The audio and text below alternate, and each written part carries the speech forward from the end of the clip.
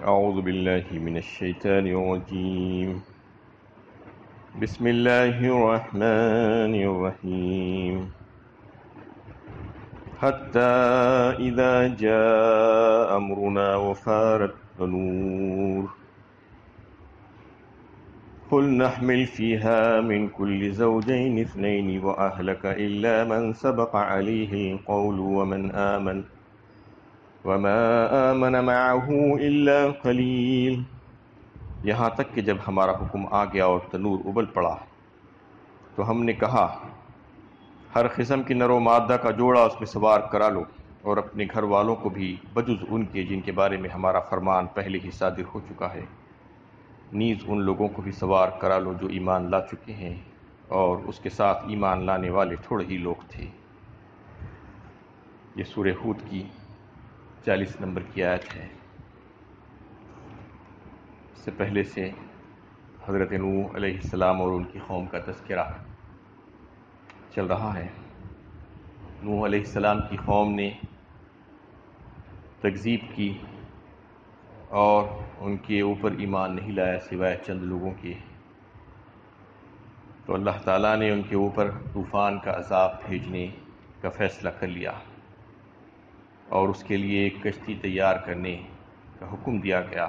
کشتی تیار ہو گئی اور اب بتا دیا گیا کہ بس طوفان آنے والا ہی ہے، اور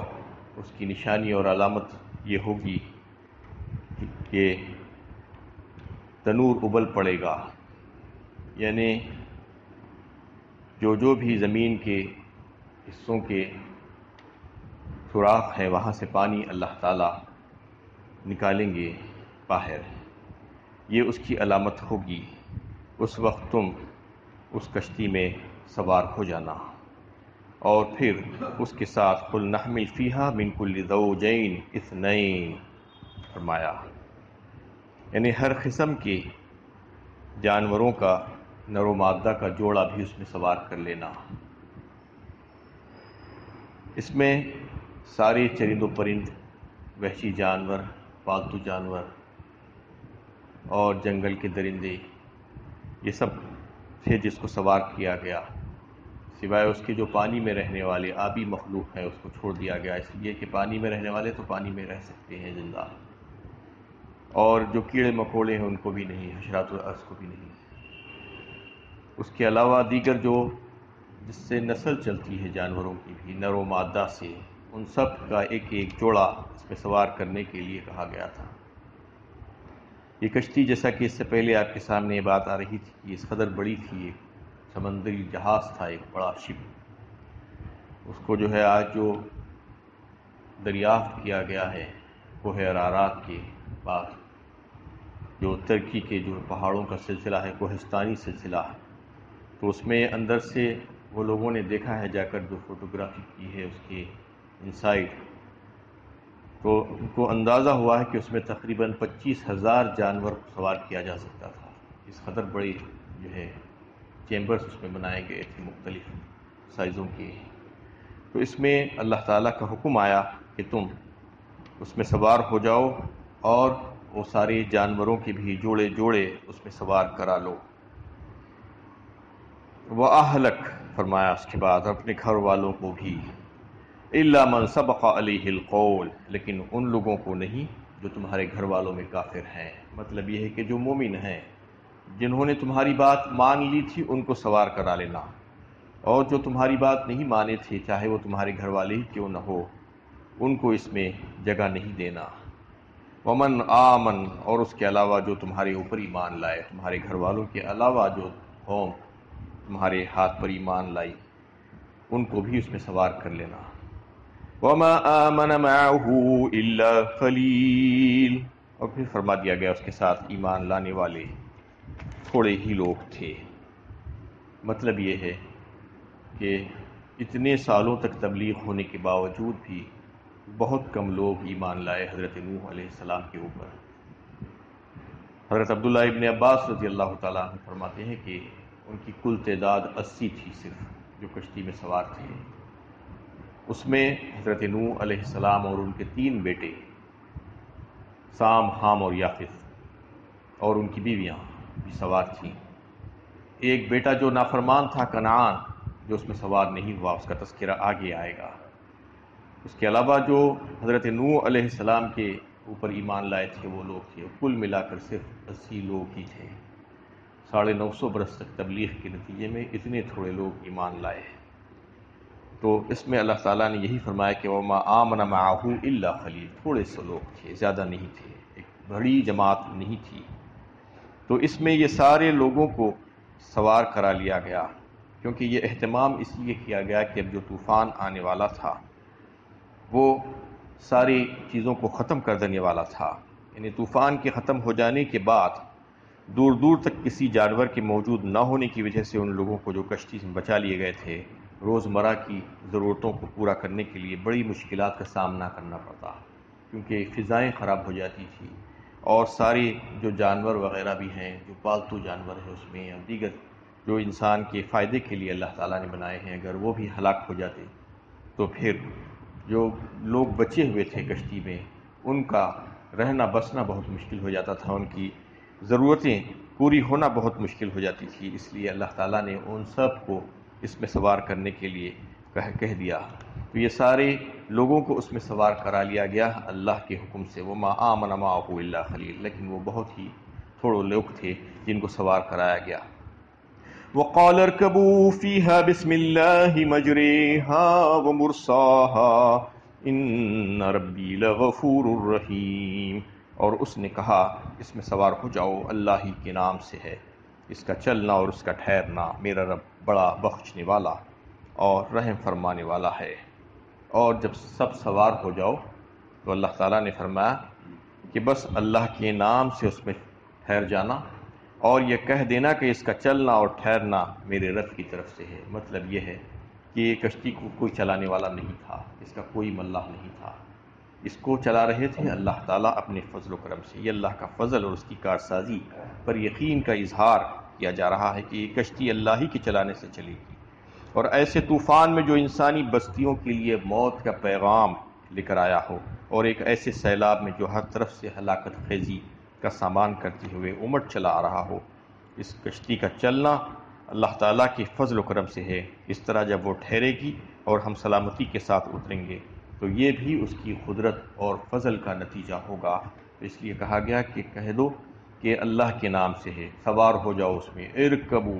بسم اللہ، سب سے پہلے کہا گیا کہ بسم اللہ۔ بسم اللہ وہ قدیم ترین کلمہ ہے جو نوح علیہ السلام کی زبان سے ادا ہوا تھا، اور اتنا بابرکت ثابت ہوا کہ قرآن نے اس کلمے کو خیر کا سرچشمہ کہا اور کہہ کر اس کو سب سے پہلے لایا گیا۔ کلام الہی کے آغاز پہ بسم اللہ الرحمن الرحیم کہا گیا، لکھا گیا۔ اس بابرکت کلمے کو ہمیشہ انہیں پڑھنے کے لیے کہا گیا ہے۔ احادیث میں اس بات کی تاکید آئی ہے کہ ہمارے سارے کام شروع کرتے وقت ہم اس کو استعمال کریں، بسم اللہ کہہ کر کام شروع کریں۔ ہمارا چلنا پھرنا، کھانا پینا، اٹھنا بیٹھنا، سونا جاگنا سب بسم اللہ سے شروع۔ بسم اللہ کا مطلب یہ ہے کہ اللہ کے نام سے، اللہ کی اجازت سے، اللہ کے حکم سے، اللہ کی مدد ہمارے ساتھ شامل حال ہے۔ اس کا مطلب یہ ہے بسم اللہ جب کہہ دیتا ہے بندہ تو اللہ کی مدد اس کے ساتھ آ جاتی ہے، اللہ کی اجازت اس کے ساتھ شامل ہو جاتی ہے۔ تو کسی بھی نعمت کا استعمال کرتے وقت بسم اللہ کہنا، اور نعمت لے لینے کے بعد الحمدللہ اللہ تعالیٰ کا شکر ادا کرنا، یہ سکھایا گیا ہے۔ تو یہ جو ہے دعا اس میں بتائی گئی ہے کہ تم بس یہ کہتے جانا اس میں سوار ہوتے وقت کہ بسم اللہ مجریہا ومرساہا ان ربی لغفور الرحیم۔ اس میں جو باتیں بتائی گئی ہے وہ تو یہ ہے کہ جو کشتی میں سوار ہو یا اور کوئی سواری میں سوار ہو تو یہ سمجھنا چاہیے انسان کو، اس کو اگر ذرا بھی عقل ہے اور سمجھ ہے اور اس میں تھوڑی سی غور و فکر کر سکتا ہے تو یہ سمجھ سکتا ہے کہ کوئی بھی سواری، چاہے وہ خشکی پر چلنے والی سواری ہو، پانی پر چلنے والی سواری ہو، یا فضاؤں میں چلنے والی سواری ہو، کوئی بھی سواری کا چلنا اور رکنا صرف اور صرف رب العالمین ہی کی قدرت میں ہے۔ یہ بات آج بھی سمجھ سکتا ہے انسان، کیونکہ اس کے بنانے کے سلسلے میں جو چیزیں استعمال ہوئی ہیں وہ کس نے پیدا کی ہے، اس کا جو مٹیریل ہے، چاہے وہ آئرن ہو یا ووڈ ہو یا اور کوئی چیز ہو، وہ سب کا سب پیدا کرنے والا اللہ تعالیٰ ہی ہے، اور پھر اس کو چلانے کے لیے جو پاور کی ضرورت پڑتی ہے، جو فیول ہے اور جو الیکٹریسٹی ہے یا اور کوئی قسم کا جو ہے انرجی ہے، وہ انرجی بنانے والی ذات کون ہے؟ سوائے اللہ کے اور کوئی نہیں ہو سکتی۔ اور پھر وہ اس کو قابو میں کس نے دیا ہے، اور اس کو جوڑنے کی صلاحیت دماغ کس نے دی ہے؟ اللہ تعالیٰ ہی نے دیا ہے۔ تو یہ ساری چیزیں اگر انسان غور کر لے تو اس کو یہ بات سمجھ میں آ سکتی ہے کہ آج بھی انسان کتنا بے بس اور عاجز ہے۔ اس قدر تحقیقات ہو چکی ہیں، سائنس اس قدر جو ہے آگے بڑھ چکی ہے اور نت نئے چیزیں آج دنیا کے سامنے پیش کرتی ہے، لیکن انسان اگر اس میں غور کرے تو اس کی عاجزی اور بے بسی کا اظہار ہو سکتا ہے کہ واقعی میں یہ ساری چیزیں، ساری سواریاں، اس کا چلنا اور اس کا رکنا اور اس کا بننا سوائے رب کائنات کے اور کوئی کر ہی نہیں سکتا، اسی کے ہاتھ اور اس کی قدرت میں ہے آج بھی، اور اس سے پہلے سے بھی اور آئندہ بھی۔ اللہ تعالیٰ ہی چاہتے ہیں تو وہ سواری چلتی ہے اور نہیں چاہتے ہیں تو نہیں چلتی، اور اس کا رکنا بھی اللہ تعالیٰ ہی کی قدرت میں ہے۔ آج سائنسی تحقیقات ہو جانے کی وجہ سے جو جوڑ توڑ جو تصرفات جو کرتا ہے انسان، ایک چیز کو دوسری چیز سے ملا دیتا ہے، اور یہ اس کا نام سائنس ہے، اور اس کو بنا کر بہت بڑا کارنامہ انجام دیا سمجھتا ہے، اور ایسا نشے میں مست ہو جاتا ہے کہ حقیقت حال بھول جاتا ہے۔ تو اس کو یہاں سے غفلت سے بیدار کیا جا رہا ہے، اور یہ بیدار کرنے کے لیے نبیوں کو اللہ تعالیٰ بھیجتے ہیں کہ دیکھو یہ سارے کام تم جو کر رہے ہو، اس کی صلاحیتیں دینے والا اور یہ چیزوں کا مادہ دینے والا، پیدا کرنے والی ذات اللہ تعالیٰ کی ہے۔ تم یہ مت سمجھو کہ یہ تم بنا لیے ہو، نہیں، یہ تم نہیں بنا سکتے تھے۔ اللہ کی مرضی کے بغیر، اللہ تعالیٰ کی پیدا کردہ چیزوں کے بغیر تم نہیں بنا سکتے تھے، تم اس پہ قابو نہیں پا سکتے تھے۔ یہی وجہ ہے کہ ایک مومن اور کافر کی زندگی میں زمین آسمان کا فرق ہوتا ہے۔ دونوں سواری پر سوار ہوتے ہیں، کافر بھی سواری پر سوار ہوتا ہے، مومن بھی سواری پر سوار ہوتا ہے۔ کافر جب سوار ہوتا ہے تو تن کر سوار ہوتا ہے اور یہ سمجھتا ہے کہ میں جو چاہے کر لوں گا، اور ایک مومن جب سواری پر سوار ہوتا ہے تو اس کو عاجزی اور بے بسی اور کمائیگی کا احساس دلایا گیا ہے، اس کا اظہار کرتے ہوئے سواری پر سوار ہوتا ہے، اور پھر اللہ کے نام سے اس پر سوار ہوتا ہے، بسم اللہ، اللہ اکبر کہہ کر سوار ہوتا ہے کہ اللہ تعالیٰ کی کبریائی بیان کرتے ہوئے سوار ہوتا ہے، اور پھر اس کے بعد دعا کرتا ہے جس کا ذکر سورہ زخرف 25ویں پارے میں آیا ہے۔ الحمدللہ الذی، سبحان الذی سخر لنا ھذا وما کنا لہ مقرنین، کہتا ہے کہ تمام تر تعریفیں اللہ تعالیٰ ہی کے لیے ہے، اس کی ذات پاک ہے، اور یہ دعا کرتا ہے، یہ التجا کرتا ہے اپنے رب سے کہ یہ سواری کو میں مسخر نہیں کر سکتا، میں نہیں چلا سکتا اس کو قابو میں کر دیجیے، مجھے قابو میں کرنے کی دعا کرتا ہے، اور یہ آپ ہی قابو میں کر سکتے ہیں آپ اس کو میرے لیے مسخر کر دیں گے تو مسخر ہو جائے گی، میں اس پر سوار ہو سکوں گا، اور آپ کی ذات پاک ہے، یہ کہہ کر جو ہے اس پر سوار ہوتا ہے۔ سبحان الذی سخر لنا ھذا وما کنا لہ مقرنین وانا الی ربنا لمنقلبون، اور ہم سب اپنے رب کی طرف لوٹنے والے ہیں یہ سوچ کر کہ اب میں اس پر بیٹھوں گا، میرا رب مجھے چلائے گا، مجھے زندہ رکھے گا تو میں زندہ رہوں گا، اور میرا رب اگر مجھے مارنا چاہے گا اور وہ سواری کو ٹکرا دے گا تو پھر میں ٹکرا کر مر جاؤں گا کوئی حادثے کی شکل میں۔ یہ دعا کر کے اپنے رب کا اور اپنے مالک کا نام لے کر اپنی عاجزی اور بے بسی کا اظہار کرتے ہوئے سواری پر بیٹھتا ہے، یہ طریقہ ہونا چاہیے، اس میں یہی سکھایا گیا ہے۔ اور پھر سورہ مومنون میں بھی جو ہے اللہ تعالیٰ نے جو ہے بتایا کہ جب تم کشتی میں سوار ہو جاؤ، فَإِذَا اسْتَوَيْتَ أَنْتَ وَمَن مَّعَكَ عَلَى الْفُلْكِ فَقُلِ الْحَمْدُ لِلَّهِ الَّذِي نَجَّانَا مِنَ الْقَوْمِ الظَّالِمِينَ، اچھی طریقے سے تم بیٹھ جاؤ تم اور تمہارے ساتھی ایمان والے، تو پھر کشتی میں سوار ہو جانے کے بعد اللہ تعالیٰ کا شکر ادا کرنا، فَقُلِ الْحَمْدُ لِلَّهِ الَّذِي نَجَّانَا مِنَ الْقَوْمِ الظَّالِمِينَ، اللہ تعالیٰ نے ہمیں نجات دے دی، اس ظالم قوم سے ہم کو بچا لیا اور ہم کو الگ کر دیا۔ ربی انزلنی منزلا مبارکا وانت خیر المنزلین، یہ بھی بہترین بڑی پیاری دعا ہے۔ وہیں پر سورہ مومنون میں اللہ تعالیٰ نے فرمایا کہ اس میں بیٹھنے کے بعد تم دعا کرنا، یہ دعا جو ہے ہمیشہ انسان کو کرنا چاہیے۔ سورہ زخرف کی دعا کے ساتھ ساتھ یہ دعا بھی، جب یعنی پانی کا سفر ہو یا ہوا کا سفر ہو یا اور کوئی سفر ہو، کہ یہ دعا کرنا کہ اے میرے مالک مجھے جو ہے اتار بہترین برکت والی جگہ، ربی انزلنی منزلا مبارکا وانت خیر المنزلین، تو بہترین اتارنے والا ہے یعنی اب تو ہم سوار ہو گئے ہیں، اب اتارنا آپ ہی کے ذمے ہے، اور آپ ہمیں اچھی بابرکت جگہ پر اتاریے، اچھے طریقے سے اتاریے اور برکتوں والی جگہ پر اتاریے۔ یہ دعا کرنا ہے، یہ دعا اللہ تعالیٰ نے اس میں سکھائی ہے۔ ان ربی لغفور الرحیم، اور پھر میرا رب بڑا بخشنے والا اور رحم فرمانے والا ہے۔ وہی تجری بہم فی موج کالجبال، اور پھر اب کشتی چلنا شروع ہوئی۔ کس طریقے سے چلنا شروع ہوئی، کیسی اونچی اونچی موجیں آ رہی تھی، پہاڑوں جیسی اس کا تذکرہ اللہ تعالیٰ نے یہاں پر فرمایا۔ اس کے بعد پھر کیا حالات پیش آئے، انشاءاللہ اس پر کل گفتگو ہوگی۔